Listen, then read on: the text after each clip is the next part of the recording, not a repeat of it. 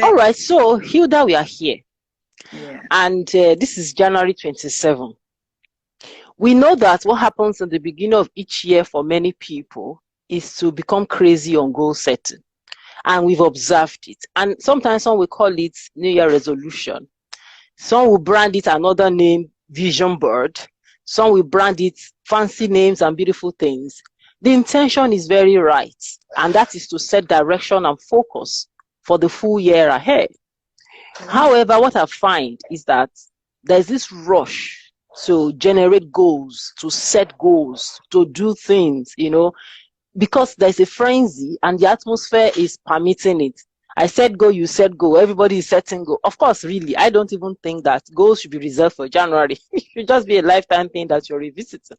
So you are a behavioral finance. You deal with people in terms of mindset and behavior. And what I find is that people set goals, but at the end of the day, you don't see the full manifestation. You don't really see the benefit. You can't say that this goal has helped their life or has changed their life.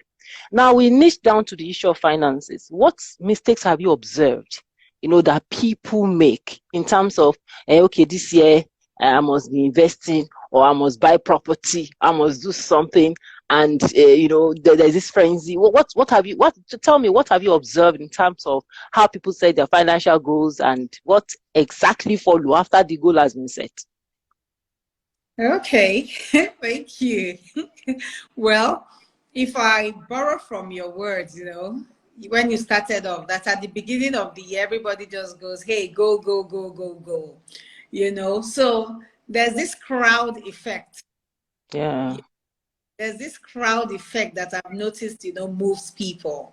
Mm. But when it comes to goal setting, there has to be an intentionality behind it. Correct. So it's not just, hey, I can set goals. So we get up, we jump up, and we start setting goals. No. Why are you setting that goal? Mm. In what way will that goal motivate you? So if you observe, to keep it light, is that there's this crowd effect people move with. Everybody doing something, I do it. Mm. So that means you haven't even thought it through. That's a common observed. Another thing I've observed is people don't know why they are doing what they are doing. Mm. They just want to feel among, Yes. Another thing, a lot of times, no clarity. Yeah. So why is one thing. Now, are you clear? Do you even have an idea of? A lot of times we just go on with slogans. The environment is pushing us, and we are pushing and just going, the environmental effect. Crowd effect. Crowd effect. Then again, when you look at it, there's this feel-good thing that I've observed comes with, I want to, I will, especially when to goal setting. So those few things that I've just observed, you don't know why you're doing it, you don't think it through, you don't even have clarity on why or where or what. Then with that, you just follow the crowd and you move. What I'm taking away from what you're saying is that there must be intentionality, and there must also be clarity in your mind. The goal you are setting, why are you setting it, and for what are you setting? Do you even understand the end-to-end connection of the goal? For example, we are now discussing the issues of money. If you say, oh, my goal is to, at the end of December, have a $50 million investment or something in that category, and you haven't really sat down, talking about clarity, to say, how much do I earn? Okay, how much am I expecting to save or invest? Okay, the income I have now, can it take me to the place I want to be? If that income is not enough to buy you a property in Lekki or whatever, you now ask yourself, what are the other channels of income that can come into my hand such that I'm able to generate enough to spend, to save, and to invest? So that's when clarity has actually come. And you see, this is why, I brought you in here, because there are a lot of behavior and mindset behind goals. At the end of the day, you see people talk. Talk is very cheap. You want to write goal. Biro is not very expensive. You can take a biro and exercise book and write. It's not a problem. The real world work is in the mind. Your leg can never take you to where your mind has not gone before. Your finances cannot reflect what your mind has not reflected. So please tell me, what are the behavioral issues that people should be looking out for, in finding financial freedom and in appreciating the level of wealth that they want to generate in life? What are those behavioral things, disciplines, and behavioral association, those things that relate to money, and what are the things people should be checking apart from their payslip? So I think Calabari Princess has more or less finished it for us. She says it's fear of missing out. Yeah, correct. No, so you just follow. So basically what I see here is associations, a key thing. Okay, when you don't know who you are, then you're trying, like there's this quote, of spending to impress people. I can't quite remember the full quote around it. So there's this thing called the power of association. When you're not self-aware of yourself, who are you in the first place? What do you stand for? When you're not certain, what happens? You start seeking validation. External validation. External validation. That's right. That's where we always fall into the trap. Seeking external validation. So how the key thing is how comfortable and people do follow in Nigerian English. follow. So that power of association, when you hear echo for show, a lot of people are all just talking. Talking, no action. But when you don't have the full picture and you don't know yourself, you get intimidated. Yeah. So I see Deborah. Deborah is a finance person. GMT. ACC. What does she have that I don't have? Then I quickly run. I go and buy myself a big car. Meanwhile, Deborah might have leased her car a short period. So where I see that people always losing that when you talk about behavioral patterns. Yeah. Who do you have in your company? Who are you associating with? That's one key one. Another pattern is not being aware of yourself, self-awareness. When you lack self-awareness, that is another pattern that scatters you completely. Then another one is when you struggle with self-esteem. Yeah.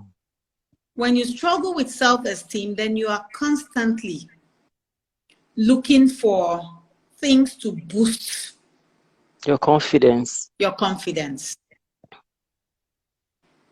So those are patterns that play out.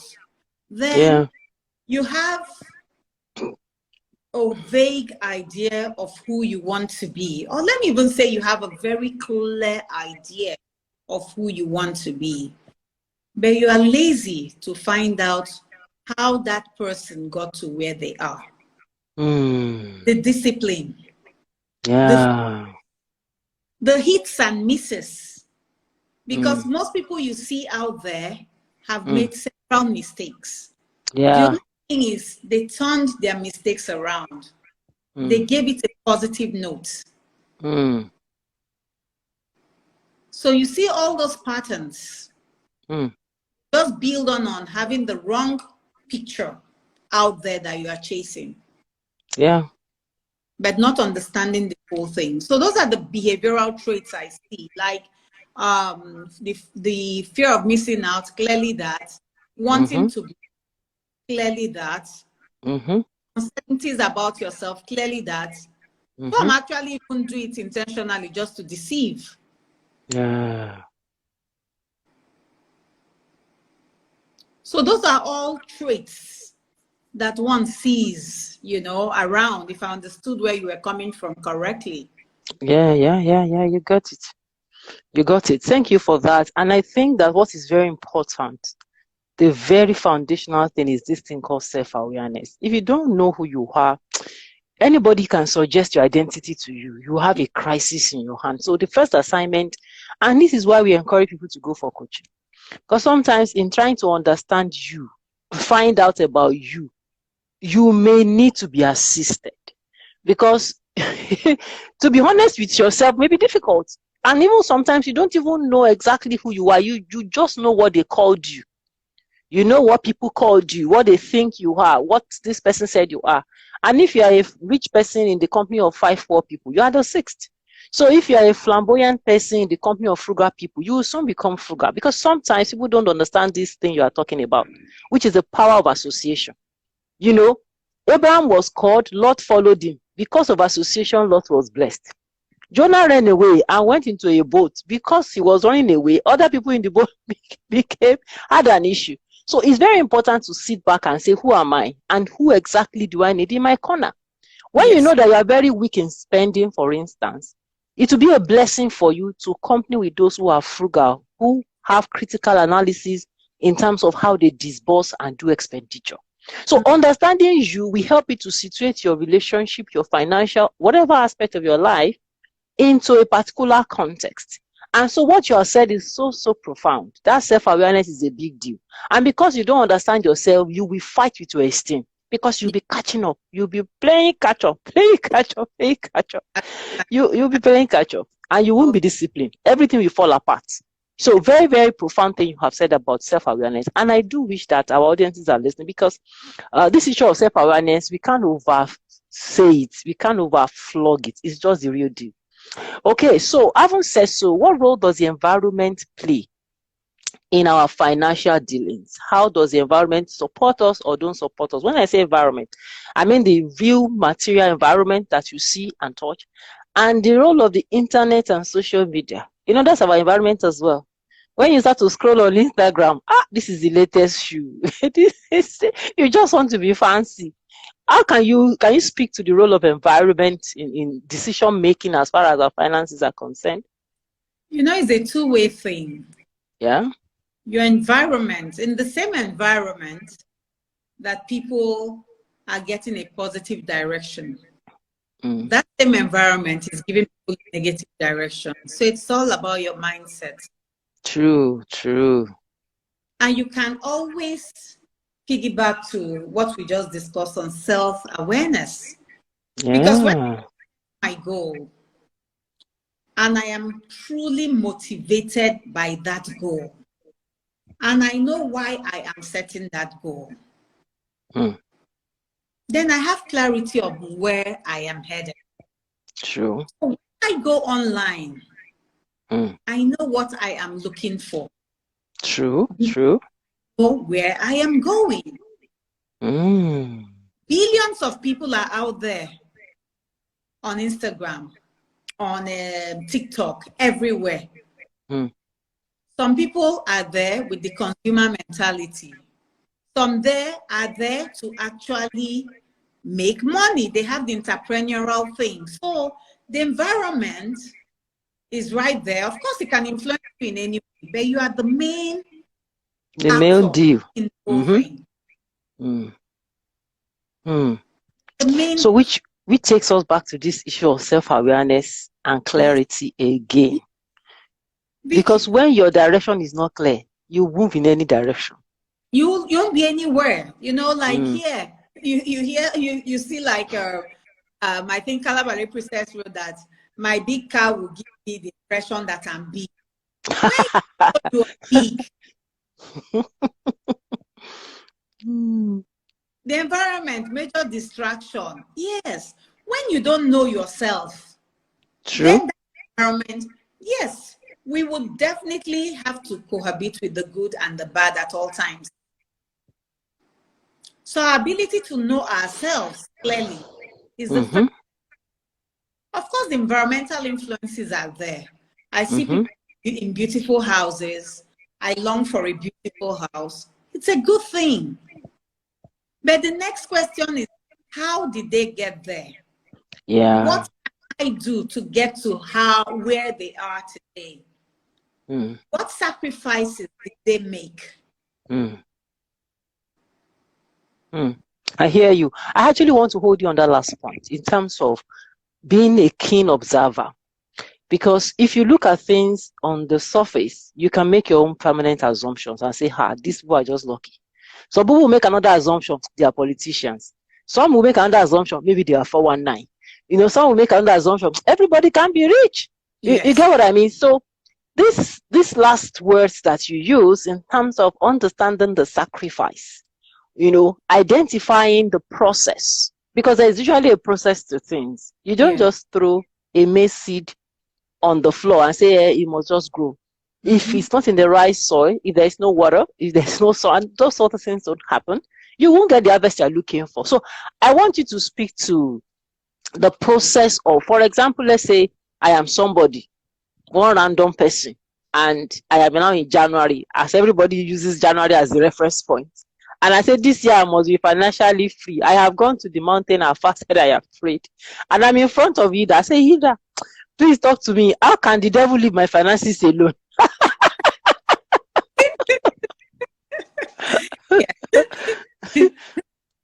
So I'll have to ask you a lot of questions. True. Find out who told you the devil has your. Because I've been crying that they should die by fire. Every power that is against my money. So who told you? So in that case, if you come to me with such a request, I need to start by saying, look around you.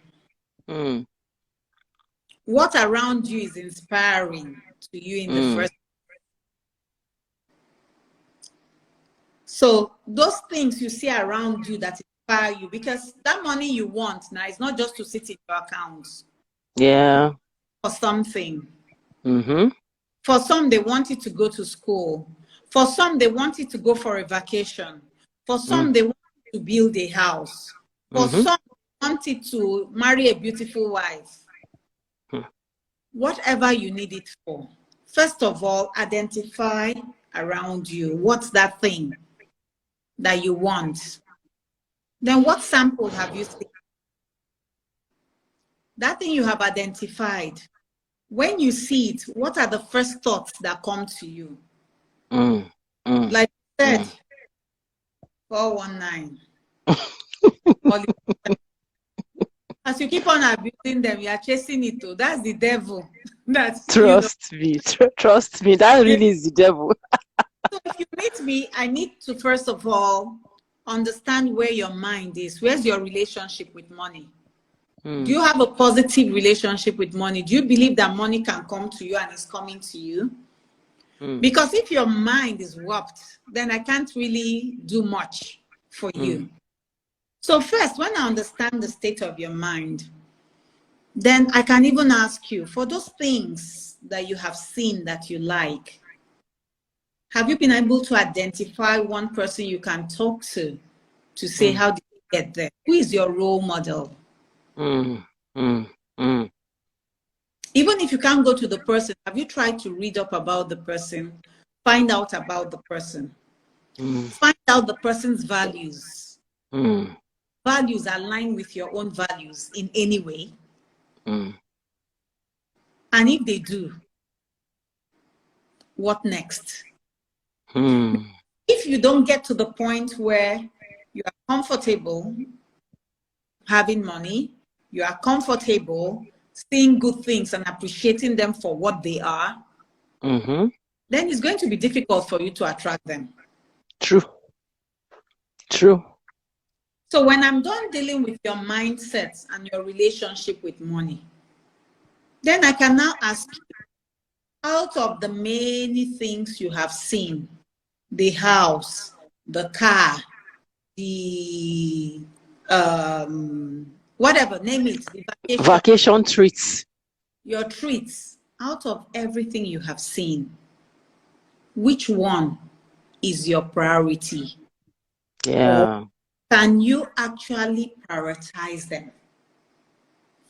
List them one by one. What exactly do you want What is first the most important to you? Next, and the least important. and the least important. Then when you have done all of that, I need Mm-hmm. you to know why. Why do I want Mm. a car? Is it because Calabari Princess has a big car? Why do I want that big house? Because till you begin to question your goals and attach the importance to those goals. Like if I tell you I want to lose 5 kg, if my motivation is that I want to look good, why not? I want to look good. So when I lose it, how will I go about losing it? Because I need to understand the motivations behind each one.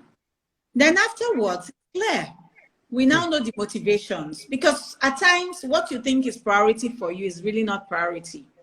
True. It's only when you start attaching your whys to them that you'll know how important or not that they are. True. I mean, talking about ordering priorities, I think that's a big one, because in economics, you know that they said the wants of man are insatiable. Yeah. And resources has limited use. I mean, it has, what's it called? Alternative uses. The wants are insatiable, the resources are limited, and they also have alternative uses. So if anybody cannot master the art of prioritizing, I mean, that's where the assignment starts. Yeah. That's where it starts from. So tell me, how can somebody be assisted? Let's say somebody has a warped mindset about money. Let's even say, let's take the topic of what we're discussing, fancy but broke. Is it everybody that is fancy that is actually broke? No, Or not tell me more about that. fancy and okay. Why? Because they actually planned their lives very well. So a lot of people are fancy, but they're very okay. So what does it take? Let's just go into like some practical, simple tips. A fancy person you see, all they might have done is do the prioritization, right? What is important to me? After that, they now they carve out their money, because my key advice to everybody is start by knowing how to save. That first of all teaches some level of discipline, right? Then when you are done with learning how to save, not done, it's not that you should be there forever. While you are saving, you should have 2 pockets of savings. The regular one and the emergency one that you are building. Because life would always throw some things at you. So that person you see that is fancy and okay, most times they've taken care of their savings, they've taken care of their emergency funds, they have their investments running, and the fancy that you are seeing is actually them The excess. They're celebrating what they have worked for. So each step of the way, they're making their goals in tiny little bits, breaking them up. And as they're breaking them up, what are they doing? They're celebrating their wins. So they do something, they give themselves a treat. Because it's very important that when you make your goals, no matter how big these goals are, you should always try and have some breakers. You must celebrate them. If not, you'll suffer from goal fatigue. True. You'll just be over and over the place, but at the end of the day, you'll be doing absolutely nothing. So that goal fatigue must be avoided. So those people you see that are fancy and okay, they have settled the important things in life. So what you are seeing, so somebody might just be using, you see the person with that Chanel bag. That Chanel bag might only be 1 millionth. A tip of the iceberg. Yes. So you see them and you feel you are pairs and you go on the same place and you lose track. So to be fancy and okay, those are key things. You prioritize, you make sure you have savings running, you have savings running, 3, you have your emergency fund running. 4. Then there are obviously basic necessities of life: a roof over your head, clothes that you wear, food you eat. Keep it simple. Minimalist. Like the minimalist. Yes. So that is the starting point. So when you've done all that, then you could be kind to yourself. A lot of people too that you see that are fancy and okay, they do a lot of things in the space of challenges. They buy themselves outfits. They save exactly the same amount. I see. You might see someone now all fully dressed up, looking all so good. But you know what some of them did? They actually budgeted for that spend and had a time they assigned to it and worked towards it. These are practical wisdom. Pardon? As a practical wisdom nuggets. So that person you're seeing did not just bump into a bag and buy the bag. Some of them planned it out. And for some of them that decide, hey, they want to buy it, what's the big deal? It's nothing. It's probably the equivalent of your one bowl of Mr. Biggs that is their one Chanel bag. Yeah, so you need to know yourself. True. The whole idea of trying to compare with others isn't necessary because that's where you get into a roadblock. So yes, it's very possible to be fancy and okay. Fancy and rich is possible. I agree. Just about what is driving you.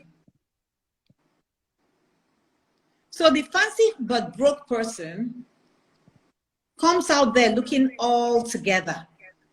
Meanwhile, it's all makeup. It's all acting. It's like you sit down and you're watching a movie. You know it's a movie, but you can cry. You know it's a movie, you laugh. You know it's a movie, you react in a funny way when things go on, right? It's a movie. So a lot of fancy but broke people you see there, you should actually be considering them as a movie, but you are having it mixed up and considering them to be the real life thing, the real deal. I see. Amazing, amazing, amazing wisdom nuggets you have really shared. And I'm thinking that someone is looking at this video and is saying, okay, now that I understand that I need some kind of planning, some level of discipline, and some level of, what's it called? Careful observation, as you have said. We have also mentioned the issue of self-awareness. We've also mentioned the issue of, being in the right company, association. Once you're in a good association, you can also use that opportunity to indirectly evaluate your thoughts. You know why you are doing what and whatever. You're able to sit down and ask yourself honest questions. I want to find out from you, people who decided that this year must be different. What exactly will you be advising them? That this year, I just don't want to be fancy. I want to be fancy and rich. I want to be fancy and sustainable. What kind of advice should we be giving to them before we round up this program? Okay. You want to be fancy and you want to be just right. Okay. Fancy and okay. So I'll tell them, set those goals. Most of them have already set them. Then I would say be intentional about those goals. When we talk about goals and we talk about SMART, it should be specific. So you should be clear on what you want to achieve. So you want to be okay, be clear on what you want to achieve.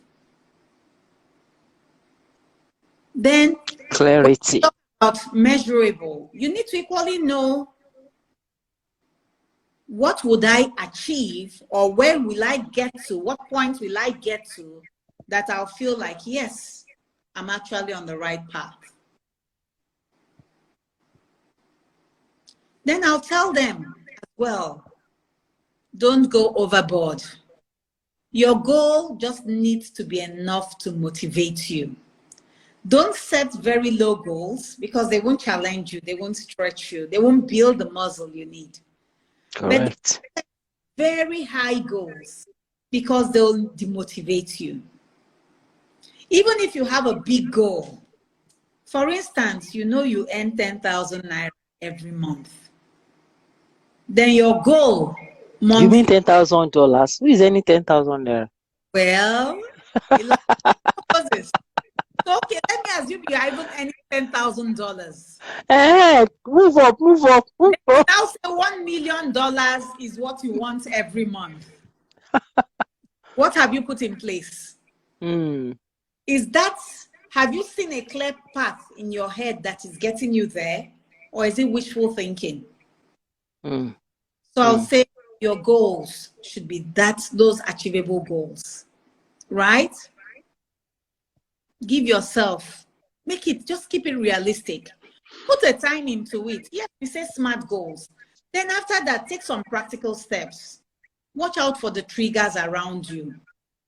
If you know the people around you make you spend more, why don't you shift and look for someone else? If you know that you're in an association that is all we want buy. Have fun, we want to buy, you know that you're moving with people that their boredom recipe is shopping. Why don't you look for other people? People that when they are bored, they decide to watch a movie. Or when they are bored, they go swimming. Or when they are bored, they play board games. Look for those positive people around you that replace the negative habits that make you lose track of your goals with a positive one. Then try to document. You know, a key thing about goals is your ability to write it down. So I'll tell that person that wants to make a difference, don't have your goal in your head. Correct. Write it down. All these SMART, specific, realistic, write it down and put those parameters in place. I want to lose 5 kg. How? By walking 5 times a week or 30 minutes 4 times a week, right? So it's the same thing. I want to buy a house by the end of 2023. How? By automating my savings and making sure I save 100,000, or you want to be talking dollars every month for the next. Okay, so you put a time into it, you put an action to back it up. Then you get yourself an accountability partner. Correct. To say, okay, I really want to embark on this. Look for someone that's having a similar challenge or someone that has even overcome that challenge, and have that discussion with them. It's my desire to do this much. Then together, you keep tracking yourselves. You keep, asking, where are you on your goals? Someone you can be truthful to, and someone that will be truthful to you. True. I mean, I'm going to pick you on that, your last word, because sometimes people believe that the accountability partner is person that is familiar with them or so. For instance, a woman that says, my husband is my accountability partner, he will play or right or left. It just depends, because sometimes emotions can enter the matter. Maybe when your husband thinks it's too hard on you, oh, madam, relax, I beg, I can't kill you. Or maybe something has happened, he says, your goal or not your goal, leave me alone, I have other things to do. So that's why sometimes we'll encourage people, find experience coaches in your life, find experience mentors, find people who you know that, number one, they won't over pity you, and number two, they won't overdrive you. Just assess it and be sure. Just to be sure that when you have accountability, you actually have accountability. Because this issue of accountability is very strong, and it can be the deciding factor between whether you succeed or you fail. Because if you are not with somebody with whom you can be vulnerable and say, you know what, this is my weakness, so this is how I can't control this, I can control this, and I have set this goal to achieve so and so. If it's someone that you think at the end of 2-3 weeks, you see your matter outside, you already ruined that goal. that goal is gone forever. So it's very important to be deliberate as well, and to assess this whole matter of accountability, because it's a very, very beautiful factor that can make or mar the whole entire thing that we're calling go. You want to shed more light on the accountability? Yes, so you mentioned a couple of things here. If you know your husband is very disciplined and can manage it, why not? Yes. However, we know that's the same reason they say doctors don't treat their family members. So I agree with you. But the thing is, in looking for an accountability partner as well, you must be sure it's someone you can trust. Most times you say secret. Once you say it's a secret, it's no longer a secret. So the best thing is, yes, I would have said stick with just coaches. But remember, your talent might actually that you are not at the level where you can afford a coach. So if you can't afford a coach, a lot of coaches actually offer free bees, free programs every now and again, or subsidized ones. Hi, Trevor. Yeah, subsidized ones. So when it comes to your accountability partner, know the person's values. How do those values align with your own values? What does the person have that makes you believe they can help you achieve your goals? Are they people that are equally progressive? People that where they are going, know where they are going, and they chase it? What behavioral traits have you observed in these people that make you believe that they are the best set of people to work with? I see. You know, in making those judgments, really, some people still need help. You know why I say so? Mental filters affect how we see people. Yes. Our background, socialization, and past experiences determine how you see people. If you have been someone who has been trusting, maybe you just grew up in a family where nobody suspects anybody, it's okay. But respectfully speaking, there are people who had different experiences where they've been cheated, maybe embarrassed in the past. So they begin to look at everybody with suspicion and caution. And sometimes as a coach, I would say, go to the professionals. They really have a stake in your matter. Because as long as you know that their reputation is at stake, they have been trained to do what they are doing. So you don't need to now start wondering whether this person has, the kind of whatever you need or you don't need, because they have been so trained. And I'm thinking also that people always believe that everything is about money. If you want it bad enough, anybody that wants to help you, they know how to help you. Whether you structure your payment or whether you pay somehow, there are many people who are looking for the skills that you have. It can be by skills exchange. Maybe you are good on IT. Your coach knows how to coach, and you say, you know what, anything you are doing, I will video your video editing. So sometimes the currency you spend is not actually naira and kobo. Point. That is collaboration. Okay, it's a two-way thing. It's a win-win thing. And let's go back to that self-awareness thing.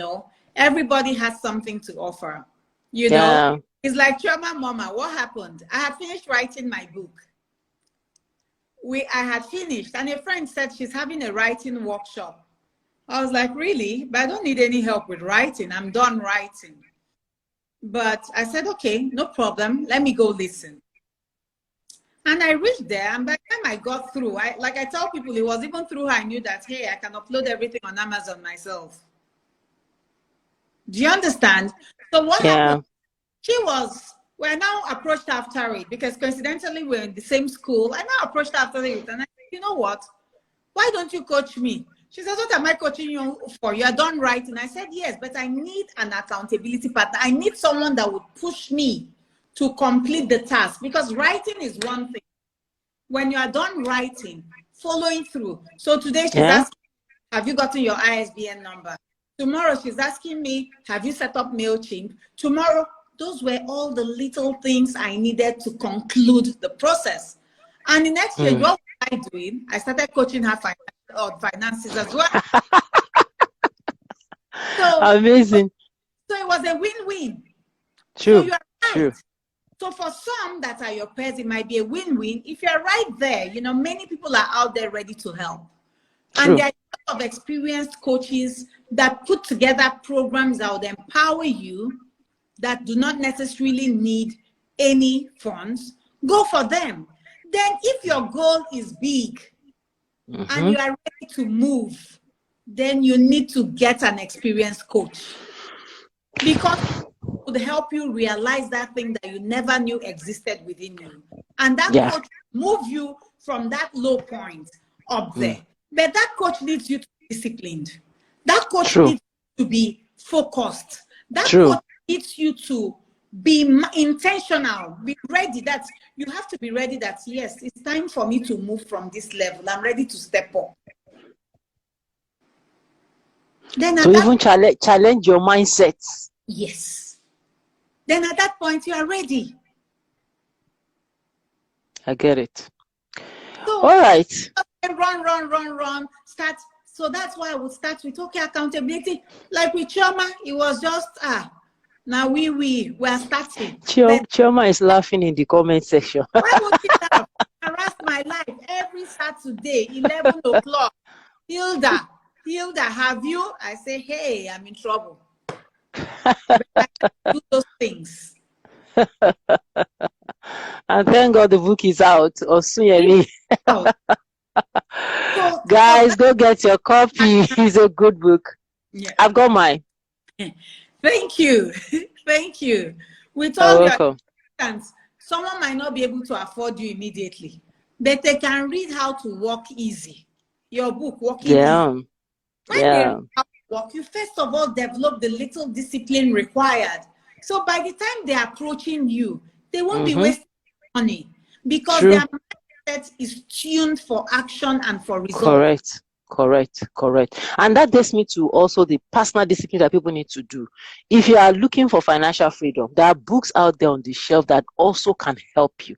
Many proven authors have written a lot of books. Robert Kiyosaki has written a book, The Cash Flow Quadrant. There are many books on finances that you can pick up, sit down, and organize yourself to read it. And don't just read to practice. Don't read for cramming or any other purpose. Read to practice. And as you begin to improve, get yourself to a point where you know that you have moved. You can't move by word of mouth. You move by intentional steps.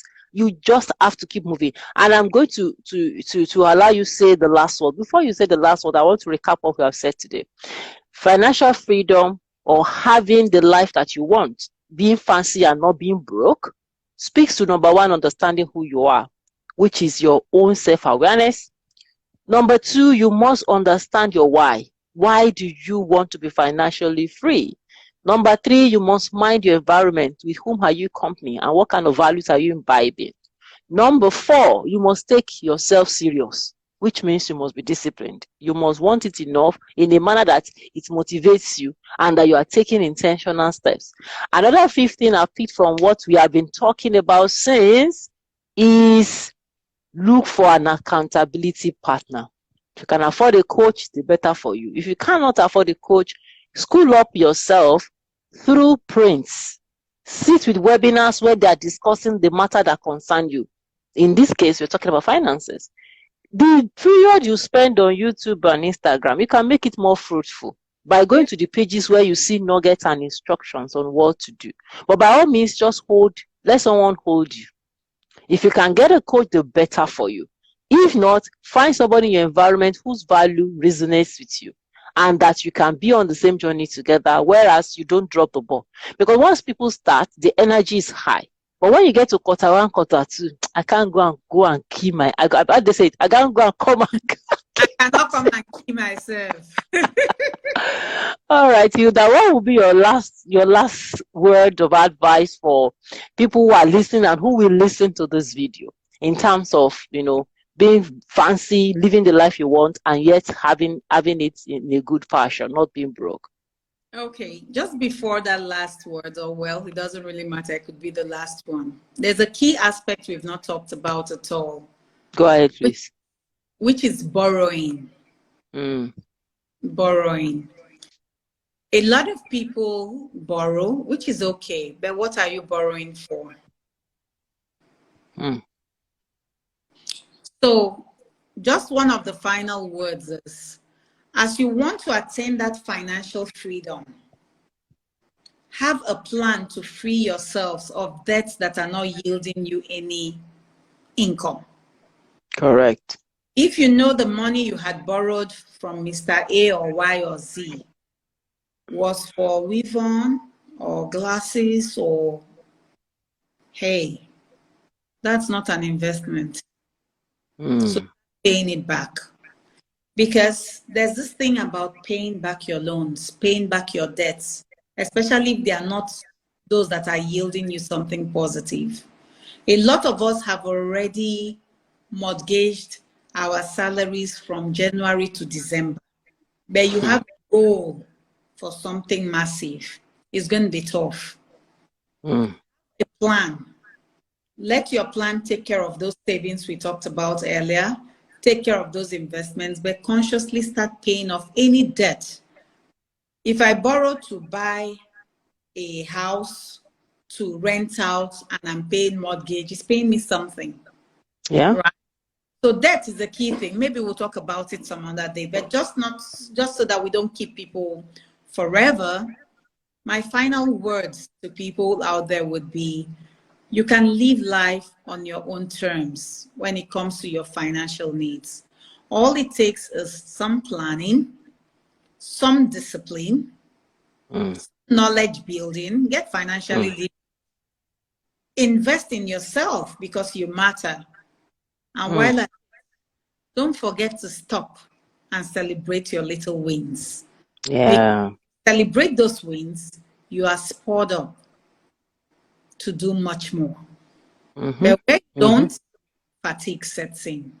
So don't let fatigue set in. Look at the finish line. See where you are at the end of December 2022. Have a pictorial view of where you're going to. Put that picture all around you and you'll get there. Thank you. Yes. Amen. I can see people clapping in the comment section. Chopping Noku, Mrs. Adewale, thank you for joining. Tunde, thank you for joining. People are busy clapping and clapping. Guys, do we have questions anywhere? I don't think I can see a question. And invest in yourself. Choma, thank you so much for the summary. All right, guys, this is where we drop the mic. Hilda, I have you to thank most profoundly for dishing us some. You see, Otorola is clapping and he's saying, you are doing well. You know what they say? You are doing well. Thank you for coming for this discussion and gist. Thank you, Mrs. Adewale. Awesome nuggets. Thank you. These are hot things that we are dropping for free, you know. Calamari Princess says you are doing well. See, everybody say you are doing well. So thank you so much for joining in. We hope that by the time people start watching this video, whatever it is that you pick up, just drop it in the comment section. Till we come your way with another very interesting financial discussion, because this is just the first in the episode in the series. And we say keep staying blessed. I say thanks, Hilda. Oh, wow. You've got a lot of accolades. So let me also give you a round of applause. Thank you so much for being, the willingness to share, for giving of your wisdom today. And I'm sure that heaven will reward you for all of this. My prayer is that for as many that will be seeing and hearing this, it will be a difference in their life. And they will say, oh, I listened to these people and I made some changes. But anyway, in case you are looking for a coach out there, don't look too far away. Hilda is a John Maxwell certified coach. And Deborah that is speaking to you is also a John Maxwell certified coach. But she specializes in behavioral financing. So if you think your habit is disturbing your life, go and meet Hilda. And we hope that the next time that we hear from you, it shall be testimonies of good results. Till we come your way again. Bye-bye. I say thanks at the Deborah, David. Yeah. I take the accolade. Thanks, everyone. Bye-bye. Bye.